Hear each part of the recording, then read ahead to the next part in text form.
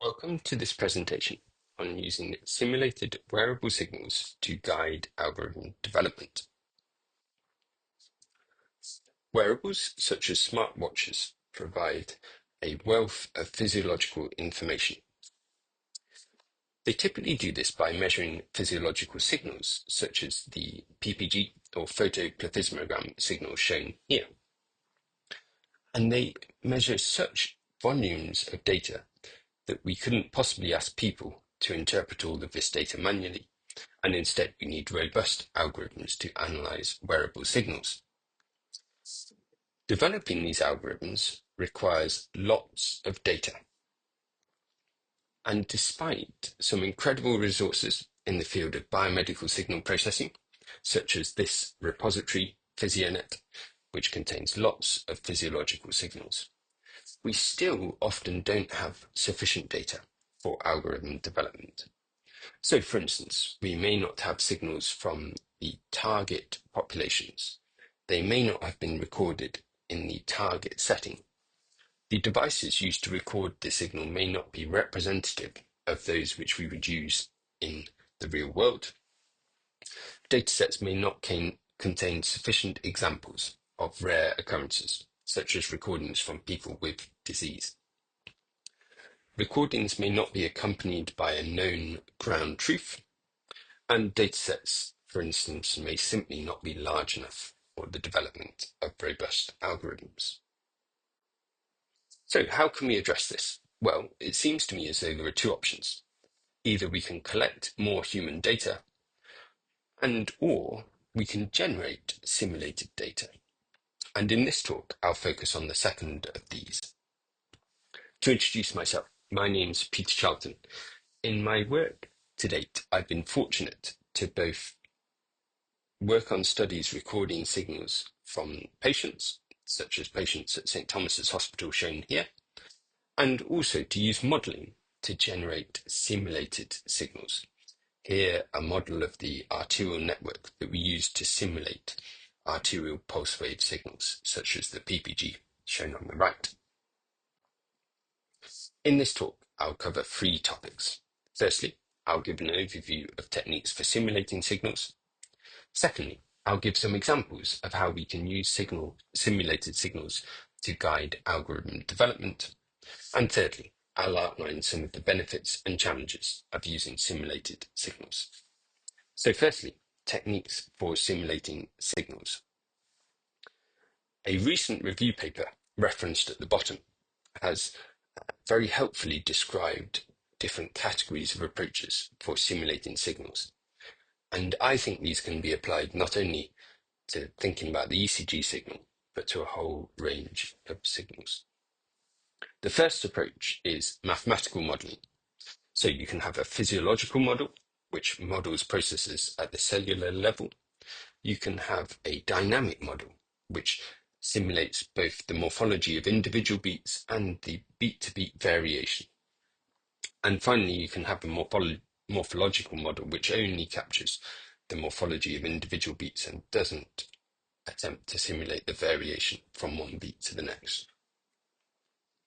Then we have computer vision inherited methods. For instance, geometric transformation, where we crop original data, we flip it; jittering, we add noise to it; warping, we stretch or compress it in a time or amplitude directions; and filtering. And then thirdly, we have these deep neural network-based methods, variational autoencoders, which learn a low-dimensional representation of signals and then are able to generate simulated signals. Generative adversarial networks. So these consist of two parts, a generator and a discriminator, and they play a game where the generator generates simulated signals and then the discriminator has to try and work out whether a signal is either real or simulated. And by playing this game, they're able to improve. And diffusion models, which are able to generate simulated signals from noise, and they do this based on their learned distributions of real-world signals. For more details, I refer you to this paper referenced at the bottom. And we have several open source tools for simulating signals. So in many cases, we can use these out of the box. Next, how do we use simulated signals to guide algorithm development? Well, if we look at data augmentation, perhaps the simplest use case of using simulated signals to train models. Here is a summary of how data augmentation was or was not used in some foundation models developed for PPG and ECG signals. And we see that some models were trained using data augmentation, whereas others didn't use data augmentation. So for instance, we can see computer vision inherited methods being used. We can see a novel approach of mathematically deriving additional ECG leads to simulate axis deviation. We can see that some models were trained without data augmentation. And finally, just a reference to this work named RAND ECG, which compared different computer vision inherited methods. Those that did use data augmentation, one of them in particular was found improved performance when using multiple augmentations for pre-training compared to individual augmentations alone. So it suggests it could be helpful.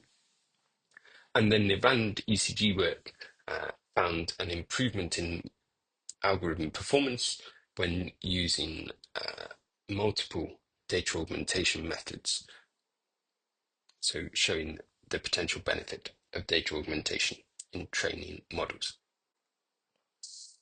Now, a second use case is to construct a training dataset using simulated data. So in the first example, they have managed to train an algorithm to detect bradycardia and tachycardia from the PPG using simulated data alone. And they compare the performance of a model trained with simulated data, here in the first table, to that of a baseline model from prior work. And they find that their model trained with simulated data performs better than the baseline model from prior work. In a second example of rebalancing a dataset to train a model to detect atrial fibrillation from the PPG, starting with the imbalanced dataset, we see an improvement in performance when firstly simply copying the atrial fibrillation data to address the imbalance, and then in the last row of the table using a GAN, generative adversarial network, to simulate additional data to address the imbalance. We see further improvement in performance. And finally, we can use simulated signals to identify failure modes in signal processing algorithms. So here we simulated blood pressure signals. We used two algorithms to estimate the cardiac output from those blood pressure pulse waves, seen in the left and right plots. And we looked at how the performance of these algorithms varied when the underlying cardiac output was changed. So this is the parameter that the algorithm was estimating. And the algorithm on the left showed very good ability to track changes in cardiac output when everything else was held constant, whereas the algorithm on the right had a mean absolute percentage error of 16%, so didn't track cardiac output so well. But then, if we change a different parameter, whilst holding cardiac output constant, so if we change blood pressure, mean arterial pressure, shown in red, then we find that the algorithm changes its estimate of cardiac output, even though the reference cardiac output has remained the same. That's for the algorithm on the left, whereas on the right it was more robust to changes in this other parameter in blood pressure. So we were able to identify strengths and weaknesses of these algorithms using simulated data. And the key here was that we were able to simulate data with precisely known reference values. Finally, there are some additional uses. So for instance, simulating signals which would otherwise be invasive or costly to measure, and enabling collection of multiple signals, for instance, from multiple modalities or multiple anatomical sites, which would otherwise be difficult to do in a study. And finally, being able to create similar anonymous data sets, similar to human data, where these can be shared, whereas perhaps the human data can't be shared. So finally, some benefits and challenges of using simulated data. And We have seen some of the potential benefits: improved algorithm performance, proof of concept for novel approaches, understanding failure modes, and sharing simulated data. Some of the challenges are in ensuring that the simulated data are sufficiently realistic, that a model is simple enough to be parameterized with realistic input parameters, and that the model is sufficiently complex. So, for instance, can it capture real-world complexity in these signals? As well as considering the role of simulated data, I'd also highlight the question, what about human data? And just to illustrate this point, two researchers have recently been awarded a prize for their work on developing PhysioNet, amongst other things, highlighting the value placed by the community on sharing human data. And secondly, this well-known conference has a datasets and benchmarks track, demonstrating the importance that that conference places on sharing datasets. So with that, I'd like to conclude by saying both human and simulated data are useful in algorithm development. Perhaps more emphasis could be placed on collecting and sharing human data, as well as using simulated data. And thirdly, there's much work to do to understand how best to use simulated data in algorithm development. Thank you for listening.